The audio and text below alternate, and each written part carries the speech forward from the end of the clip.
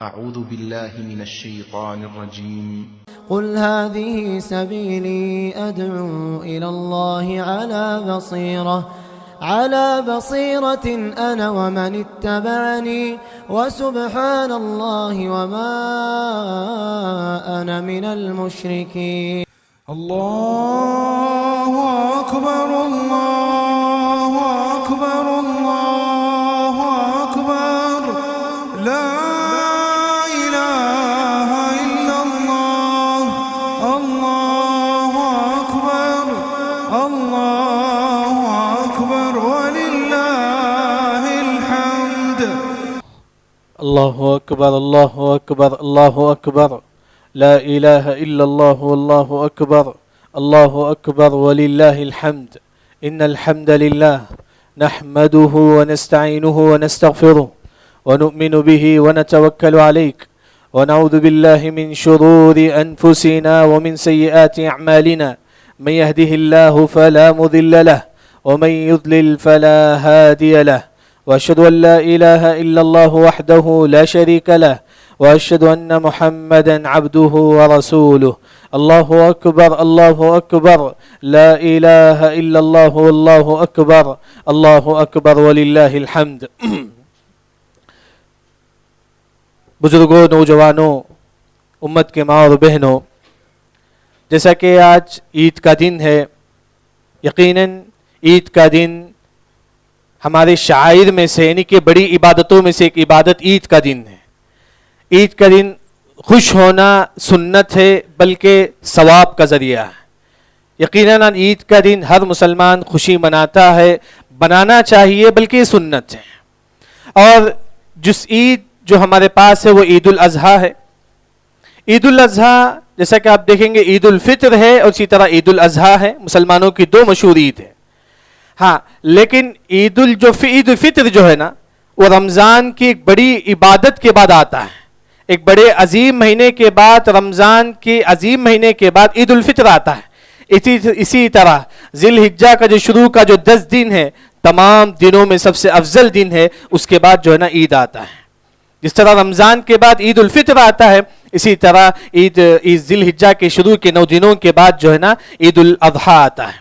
لیکن جیسا کہ معلوم ہے کہ عید الاضحیٰ میں ہر مسلمان کو قربانی کرنا چاہیے. لیکن ایک بات یاد رکھیے کہ کئی لوگ جو بولتے ہیں کہ میرے پاس پیسہ نہیں ہے قربانی کرنے کے لیے، اگر وہ آج بھی قربانی کی نیت کر سکتا ہے، اب بھی وہ قربانی کی نیت کر سکتا ہے، کیونکہ قربانی ایک عظیم چیز ہے، عظیم چیز ہے. ابو ہریرہ رضی اللہ عنہ نے فرمایا کہ من لم یضحی فلا یقربن مصلانا، جس کے اندر قربانی کرنے کی طاقت ہو، پیسہ ہو، پھر بھی وہ قربانی نہیں کرتا، وہ ہمارے مسجد کے قریب تک نہ آئے، وہ ہمارے مصلی کے قریب تک نہ آئے.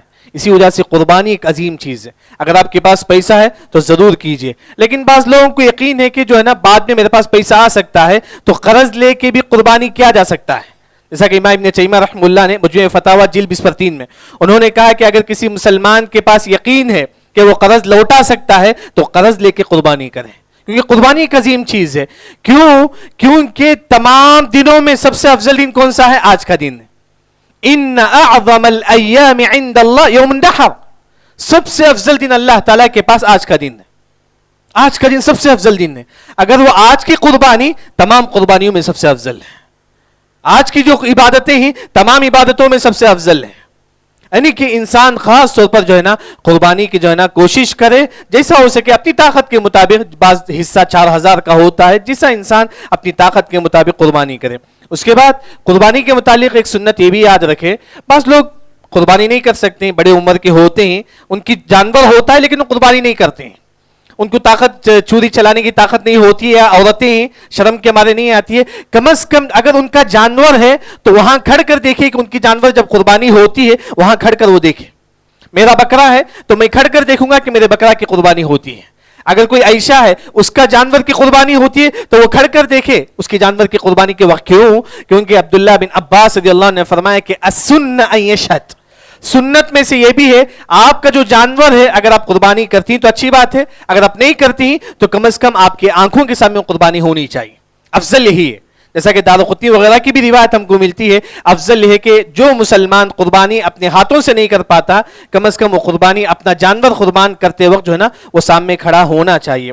اسی طرح ایک مسئلہ یہ بھی یاد رکھے قربانی کے متعلق، قربانی جب ہم کرتے ہیں، معلوم ہے کہ ایک بکرا ہم لیتے ہیں، میں بولتا ہوں کہ میرے طرف سے، میری بیوی بچوں کی طرف سے، جیسا کہ ابو ایوب انصاری رضی اللہ عنہ کی جو روایت ہے، یہ خاندان کی طرف سے ایک بکرا کافی ہے، ہاں یہ سنت ہم کو معلوم ہے۔ لیکن ایک بات یہ یاد رکھے، آپ کے ریلیشن میں کئی ایسے غریب بھی ہوتی جن کے اندر قربانی کی جانور لینے کی طاقت نہیں ہے، غریب ہوتے ہیں، آپ کو معلوم ہے، آپ کیا کر دیجئے کہ اپنے جانور میں ان کو بھی ایڈ کر لیجئے، آپ اپنے جانور میں آپ ان کو بھی ایڈ کر سکتے ہیں، جو آپ کے خاندان میں جو غریب ہیں، جو نہیں کر پاتی، جیسے کہ آپ کو کوئی دوست ہے جو قربانی نہیں کر پاتا ہے، آپ اپنے جانور اس کو ایڈ کر لے سکتے ہیں، آپ کا بکرا ہے، آپ اس کے بعد ساتھ میں آپ کا جو دوست، آپ کی بیوی بچے، تمام کو آپ جتنے چاہے آپ ایڈ کر سکتے ہیں۔ اس کی دلیل کیا ہے؟ آپ صلی اللہ علیہ وسلم قربانی کرتے وقت کیا بولتے ہیں؟ آپ صلی اللہ علیہ وسلم جب چھری چلاتے ہیں کیا فرماتے ہیں؟ امن لم یضحی من امتی، میری امت میں سے جن نے قربانی نہیں کی ہے ان کے جانب سے بھی یہ قربانی ہے، میری امتوں میں سے جن لوگوں نے قربانی نہیں کی ہے ان کے جانب سے بھی یہ قربانی ہے۔ شیخ شعیر حفظہ اللہ نے اس حدیث کی شرح میں ذکر کرتے ہیں، جیسا کہ ہم اپنے بیوی بچوں کو اپنے جانور میں ایڈ کرتے ہیں، اسی طرح آپ اپنے حصے میں آپ کا کوئی غریب خاندان اس کو بھی ایڈ کر لیجئے، آپ کا کوئی غریب دوست اس کو بھی ایڈ کر لیجئے، یہ بھی سنت ہے۔ کیا اس کی اجازت لینا چاہیے؟ اس کی اجازت کی بھی ضرورت نہیں، آپ سچ میں اجازت نہیں لیے، بغیر اجازت کی بھی آپ کا دوست کوئی زید ہے، عمر ہے، آپ اسے اپنی قربانی میں ایڈ کر لے سکتے ہیں۔ اسی طرح قربانی کے متعلق ایک مسئلہ یہ بھی یاد رکھے، وہ یہ کہ بعض لوگ قربانی کرتے ہیں، الحمدللہ ان کا خون جو ہے نا کپڑے میں اڑ جاتا ہے، قربانی کا جو جانور کا جو خون جو اڑتا ہے ذبح کرتے ہوئے، اس کے گلے سے جو خون اڑتا ہے، وہ خون اگر آپ کے کپڑے میں گر جاتا ہے وہ کپڑا نجس ہوتا ہے۔ نجس کا مطلب یہ ہے اس کپڑے کو دھونا واجب ہوتا ہے، یعنی کہ نجس کا مطلب یہ ہے آپ اس کپڑے میں نماز نہیں پڑھ سکتے، اس کپڑے میں نماز نہیں پڑھ سکتے، کیونکہ وہ جو قربانی کرتے وقت جو خون جو اڑتا ہے وہ خون جو ہے نا نجس ہے، لیکن اس کے علاوہ جو ہڈی میں جو خون لگا رہتا ہے، گوشت میں جو خون لگا رہتا ہے وہ خون نجس نہیں ہے، پاک ہے۔ اس کے علاوہ جو خون ذبح کرتے وقت جو خون اڑتا ہے وہ خون نجس ہے۔ اسی وجہ سے جب آپ نماز کے لیے آتے ہیں تو اپنے کپڑے بدلا کیا ہے، یعنی تو جہاں خون لگا ہوا ہے وہاں خون جو ہے نا دھو کر جو ہے نا ایک مسلمان آنا چاہیے۔ لیکن ہماری جو شریعت ہے وہ یہ ہے کہ اسلام کی دعوت دیتی ہے، اسلام کی دعوت ہر مسلمان پر واجب ہے، یاد رکھیں اپنی طاقت کے مطابق۔ اگر آپ کو کوئی کافر ملتا ہے آپ سے اسلام کی دعوت دو اپنی طاقت کے مطابق۔ آج عید الاضحیٰ کی مناسبت سے گوشت آپ کے پاس ہے، یہ گوشت آپ کسی کافر کو دیجیے، کسی کافر کو بھی اگر آپ یہ گوشت دے کر اس کو دین کی دعوت دیں گے، یہی اللہ نے فرمایا کہ کنتم خیر امۃ اخرجت للناس۔ ہم ہمیشہ آیت پڑھتے ہیں ہم امت بہترین امت تھی، کب ہم بہترین امت بنیں گے؟ جب ہم لوگوں کو دین کی دعوت دیں گے، جب ہم لوگوں کو توحید کی دعوت دیں گے۔ جب آپ ان کو گوشت دیتے ہیں تو گوشت دینے کے بعد وہ آپ کا احسان مند ہو جاتا ہے، جب وہ آپ کا احسان مند ہو جاتا ہے تو آپ کیا کرو، ان کو جو ہے نا توحید کی دعوت دو، اسلام کی دعوت دو، شرک کی بچاؤ ان کو۔ یہی ایک بہت اہم چیز ہے، جیسا کہ عبداللہ بن عمر رضی اللہ عنہ، ترمذی کی جو روایت ہے، وہ قربانی کرنے کے بعد سب سے پہلے اپنا گوشت اپنا یہودی جو پڑوسی آتا تھا ان کو دیا کرتے تھے، یعنی کہ یہ ایک مناسبت سے کہ آپ جو ہے نا اپنا جو گوشت جو ہے نا ایک کافر کو بھی دے، ساتھ میں اسے اسلام کی دعوت دے۔ یعنی تو ایک یہ بھی ہو سکتا ہے کہ اسلام کا جو پامپلیٹ جو ہوتا ہے، جو تمل میں لکھا ہو، اردو میں لکھا ہو، ساتھ میں گوشت کے ساتھ وہ پامپلیٹ بھی اس کو دے دیجئے تاکہ اس کو دین کی طرف بھی وہ آ جائے۔ اسی طرح قربانی میں جب ہم گوشت بانٹتے ہیں تو اس میں 3 حصہ افضل ہے، ایک اپنے لیے، دوسرا اپنے خاندان والوں کے لیے، تیسرا غریبوں کے لیے۔ لیکن ان دنوں میں ان جو افضل دن ہے، تمام دنوں میں سب سے افضل دن ہے، ان دنوں میں جہاد کا ثواب آپ کیسے حاصل کریں گے؟ جہاد کا ثواب کیسے حاصل کریں گے؟ حدیث میں آتا ہے، صحیح بخاری کی روایت ہے، آپ صلی اللہ علیہ وسلم فرماتے ہیں کہ الساعی علی الارمل والمسکین کالمجاہد فی سبیل اللہ، اگر کوئی مسلمان بیوہ عورت پر صدقہ کرتا ہے اسے جہاد کے برابر اللہ تعالیٰ ثواب دیتی ہے۔ سب سے افضل دن ہے، ان دنوں میں جہاد کا ثواب کیسے حاصل کریں گے؟ اپنا جو گوشت ہے، کوئی بیوہ عورت آپ کے خاندان میں ہے، آپ کے گاؤں میں ہے، آپ کی بستی میں ہے، آپ کے شہر میں، ہم کو دو۔ اگر آپ اپنی بیوہ عورت کو دیں گے اللہ تعالیٰ آپ کو جہاد کے برابر ثواب دے گا، کیونکہ یہ افضل دن ہے۔ ان دنوں میں ایک مسلمان جتنا ہو سکے جو ہے نا ثواب حاصل کرے۔ دوسرا، جیسا کہ کل سے ایام تشریق شروع ہونے والا ہے، آج یوم النحر ہے، آج قربانی کا دن ہے۔ ایام التشریق 3 دن ہے، 11 12 13 کے شام تک، 13 کے مغرب شروع ہونے سے پہلے تک جو ہے نا عید کا دن ہے۔ ان دنوں میں جو ہے نا ایک مسلمان کثرت سے اللہ کا ذکر کرے، بہت زیادہ اللہ کا ذکر کرے۔ کیسے اللہ کا ذکر کرے؟ ایسا کہ ہم سنتے ہیں کہ اللہ کا ذکر کرنا چاہیے، لیکن خاص طور پر ان دنوں میں کیسے اللہ کا ذکر کریں؟ پارہ نمبر 2 میں اللہ نے فرمایا کہ فَاذْكُرُوا اللَّهَ كَذِكْرِكُمْ آبَاءَكُمْ أَوْ أَشَدَّ ذِكْرًا۔ اللہ نے فرمایا کہ جس طرح تم اپنے والدین کو یاد کرتے ہو اس طرح تم اللہ کا ذکر کرو۔ کیا مطلب ہے؟ مفسرین عطا رحمہ اللہ فرماتے ہیں کہ جس طرح چھوٹا بچہ جب چھوٹا ہوتا ہے تو کیا بولتا ہے؟ ابو جان ابو جان، اس کی زبان میں صرف ابو ابو ہوتا ہے۔ اللہ نے فرمایا کہ اس طرح تم ایام تشریق میں اللہ تعالیٰ کا ذکر کرو، اس طرح تم چلتے پھرتے اللہ اکبر لا الہ الا اللہ واللہ اکبر وللہ الحمد، اس طرح تم کثرت سے اللہ کا ذکر کرو۔ بلکہ عبداللہ بن عباس رضی اللہ عنہ جو شاگرد اکرمہ رحمہ اللہ فرماتی ہیں کہ ان دنوں میں ربنا آتنا فی الدنیا حسنہ وفی الآخرۃ حسنہ وقنا عذاب النار، یہ بھی بہت زیادہ جو ہے نا ان دنوں میں پڑھنا چاہیے۔ اسی طرح یہ ایام تشریق کے متعلق جو حدیث ہم کو ملتی ہے، ایام اکل و شرب و ذکر للہ عز وجل، یہ ایام تشریق جو دن ہے یہ کھانے پینے کا دن ہے اور اللہ کا ذکر ہے، اللہ کا ذکر بہت زیادہ کریں گے۔ اسی طرح کھانے پینے کا بھی دن ہے، جس طرح ہم کھاتے ہیں غریبوں کا بھی خیال رکھیں۔ آپ کے خاندان میں آپ کا جو کئی لوگ جو ہے نا جن کے دکان میں کام کرنے والے ہوتے ہیں ان کو بھی آپ اپنا گوشت دیجئے، غریب سے غریب کو بھی یاد رکھیے، کیونکہ جب آپ غریب کو یاد رکھیں گے اللہ تعالیٰ آپ کو یاد رکھے گا، اللہ تعالیٰ آپ کی مصیبت میں کام آئے گا۔ اللہ نے کہا کہ واللہ فی عون العبد ما کان العبد فی عون اخیہ، اگر آپ کسی بھائی کی مدد کرتے ہیں اللہ تعالیٰ آپ کی مدد کرے گا۔ ہم لوگ کیا کرتے ہیں؟ اپنے خاندان کے اسٹیٹس دیکھ کے جو نا گوشت دیتے ہیں، ہاں دینا چاہیے، رشتہ داری نبھانا چاہیے، لیکن آپ کے جو غریب جو لوگ ہوتے ہیں جن کے پاس کھانے پینے کے لیے کچھ نہیں ہوتا ہے ان کو بھی ہم جو ہے نا یاد رکھیں، ان کو بھی جو ہے نا ہم قربانی کا گوشت ہم کو دینا چاہیے۔ لیکن کھاتے وقت ایک بات یہ بھی یاد رکھیں، قربانی کا گوشت اس کا مطلب یہ نہیں کہ بہت زیادہ کھائیں، اس کا مطلب یہ نہیں کہ انسان پیٹ بھر کے کھائے، کیونکہ حدیث میں آتا ہے کہ اکثرهم شبعا فی الدنیا اجوعهم جوعا فی الاخرہ، یعنی کہ جو مسلمان اس دنیا میں پیٹ بھر کے کھاتا ہے کل حشر کے میدان میں سب سے زیادہ بھوکا ہوگا۔ اسی وجہ سے انسان کو جو ہے نا ایک پیٹ کھانا چاہیے، ایک پیٹ سانس کے لیے، ایک پیٹ پینے کے لیے، بس یہی حدیث میں ثابت ہے۔ پیٹ بھر کے مت کھائیے۔ اسی وجہ سے امام ابن تیمیہ رحمہ اللہ نے مجموع فتاوی میں ذکر کرتے ہیں اگر کوئی مسلمان اتنا کھاتا ہے اسے یقین ہے کہ اور بھی زیادہ میں کھاؤں گا تو میرا پیٹ خراب ہوگا، ایسے وقت اس کا وہ کھانا حرام بن جاتا ہے، ایسے وقت اس کا وہ کھانا حرام بن جاتا ہے۔ کیوں؟ کیونکہ اگر وہ کھائے گا تو اپنے آپ کو تکلیف دے گا۔ شریعت نے کہا کہ وَلَا تَقْتُلُوا أَنفُسَكُمْ، اپنے آپ کو بھی تکلیف نہ دو، یعنی کہ اسی وجہ سے انسان اتنا کھائے جتنا اس کی ضرورت ہے، جتنی اس کی ضرورت ہے نا اتنا کھانا چاہیے۔ اسی طرح ایام تشریق کے بعد جو ان دنوں میں جو چیز ہم کو جس چیز کو یاد کرتی ہیں وہ ہے ابراہیم علیہ السلام۔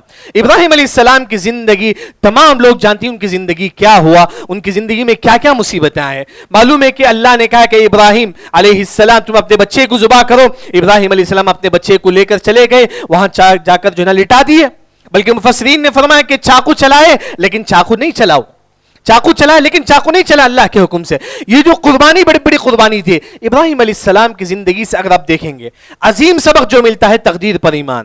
کچھ بھی مصیبت آ جائے، چاہے بیوی بچوں کی طرف سے ہو، چاہے بزنس کی طرف سے ہو، چاہے رشتہ داروں کی طرف سے ہو، کچھ بھی آئے اللہ کے تقدیر پہ خوش ہو جاؤ۔ ابراہیم علیہ السلام سے اللہ نے کہا کہ ابراہیم تم اپنے بچے کو ذبح کرو، ابراہیم علیہ السلام مان لیے، کچھ نہیں بولے۔ تقدیر پر ایمان واجب ہے، یاد رکھے اگر آپ تقدیر پر ایمان لائیں گے زندگی میں کچھ بھی ہو جائے اللہ کی تقدیر پر ایمان لاؤ۔ کیوں؟ ام الدرداء رضی اللہ عنہا کہتی ہے کہ ان الراضین بقضاء اللہ، اگر آپ اللہ کی تقدیر پر راضی ہو جائیں گے لہم منازل یغبطہم بہ الشہداء یوم القیامہ، شہداء سے بڑا مقام اللہ تعالیٰ دے گا۔ اگر آپ تقدیر پر ایمان لائیں، کچھ بھی ہو جائے آپ کی زندگی میں، بیماری آئے بڑی سے بڑی بیماری، مصیبت آئے بیوی بچوں کی طرف سے، مصیبت آئے اپنے گھر والوں کی طرف سے، کئی کی طرف سے بھی اگر آپ کو مصیبت آتی ہے آپ صبر کرو، اللہ کی تقدیر پر راضی ہو جاؤ، ضرور اللہ تعالیٰ قیامت میں بڑے سے بڑے نیکیوں سے بلکہ شہداء سے بڑا مقام اللہ تعالیٰ دے گا۔ تو یہ اہم چیز ہے ابراہیم علیہ السلام کی زندگی سے ہم کو ملتا ہے۔ دوسری جو چیز ہے ابراہیم علیہ السلام کی زندگی سے جو عظیم جو سبق ملتا ہے وہ ہے توحید۔ آپ دیکھتے ہیں کہ ہندوستان کا جو ماحول ہے کہیں بھی قتل و غارت گری یہ تمام چیز ہوتے رہتا ہے، لیکن ان چیزوں سے اگر آپ اپنے آپ کو بچانا چاہتے ہیں، دشمن سے اپنے آپ کو بچانا چاہتے ہیں، مصیبت سے اپنے آپ کو بچانا چاہتے ہیں، توحید کا اہتمام کرو۔ ابراہیم علیہ السلام کو جب آگ میں ڈالا گیا ابراہیم علیہ السلام نے کیا فرمایا کہ حسبی اللہ، اے اللہ تعالیٰ تو ہی میرے کافی، تو ہی مجھے بچا سکتا ہے۔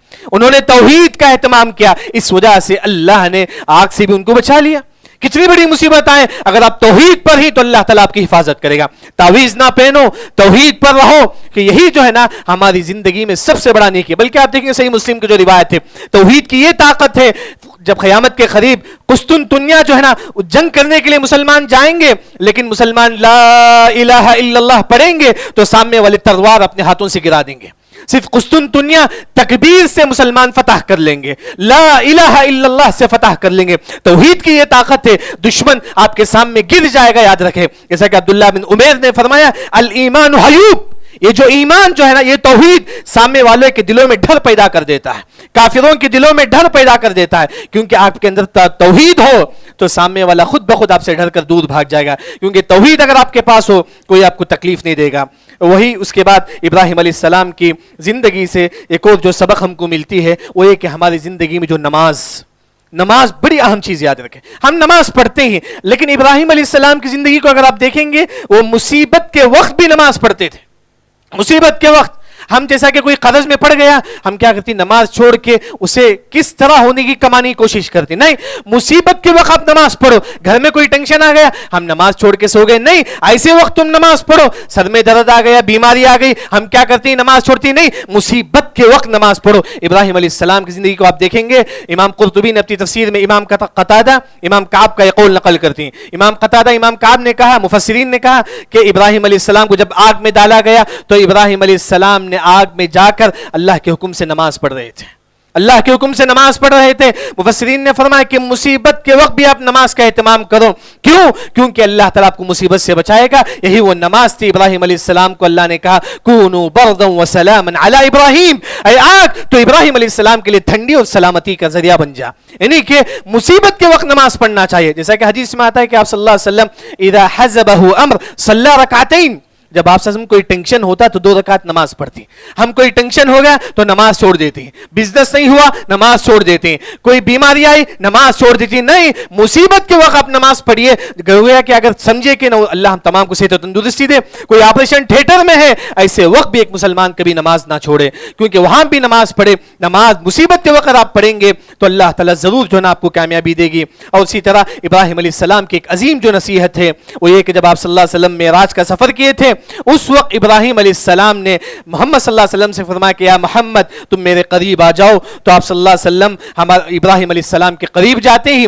پھر ابراہیم علیہ السلام فرماتے ہیں اقرئ علیک امتی السلام، اے ابراہیم تمہاری امت کو میرا سلام سنا دو. بلکہ یہاں جتنے لوگ بیٹھے ہوئے ہیں، بلکہ قیامت تک جو مسلمان آنے والا ہے، تمام کو ابراہیم علیہ السلام اپنی طرف سے سلامتی بھیجتے ہیں، سلام بھیجتے ہیں. پھر ابراہیم علیہ السلام فرماتے ہیں ان غراسہا، جنت کا جو زمین جو ہے نا، جنت کی جو مٹی ہے نا، سب سے افضل جو مٹی ہے، جنت کا جو پانی ہے نا، سب سے میٹھا پانی ہے. لیکن اگر آپ یہ چاہتے ہیں کہ جنت میں آپ کے نام کا ایک درخت لگے، آپ پڑھو سبحان اللہ، الحمدللہ، اللہ اکبر، لا الہ الا اللہ. یعنی کہ اگر آپ یہ چاہتے ہیں کہ آپ کا نام کا ایک درخت جنت میں لگے، آپ پڑھو سبحان اللہ، الحمدللہ، اللہ اکبر، لا الہ الا اللہ. یعنی کہ ابراہیم علیہ السلام کی یہ نصیحت ہے.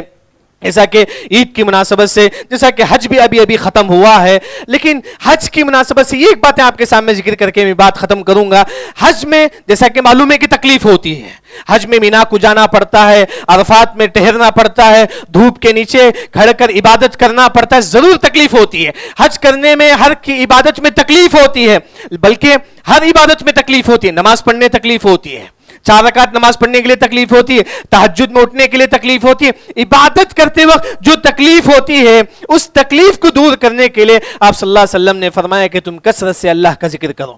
عبداللہ بن بسر رضی اللہ عنہ آتے ہیں، آ کر کہتے ہیں اللہ کے نبی ان شرائع الاسلام قد کثرت علینا، اللہ کے نبی دین تو بہت زیادہ ہے، نماز ہے، روزہ ہے، زکوٰۃ ہے، حج ہے، بہت زیادہ ہے، لیکن عبادتوں کرنے کے لیے مجھے آسانی کے لیے مجھے کیا کرنا چاہیے؟ نماز پڑھنے تکلیف ہوتی ہے، لیکن وہ تکلیف نہیں ہونا چاہیے. میرے اندر تکلیف کا احساس نہ ہو نماز کے وقت، تو مجھے کیا کرنا چاہیے؟ اے اللہ کے نبی مجھے تہجد میں پڑھتا ہوں، لیکن تہجد پڑھنے میرے اندر تکلیف نہ ہو تو مجھے کیا کرنا چاہیے؟ آپ صلی اللہ علیہ وسلم نے فرمایا فرمایا کہ تم کثرت سے اللہ کا ذکر کرو.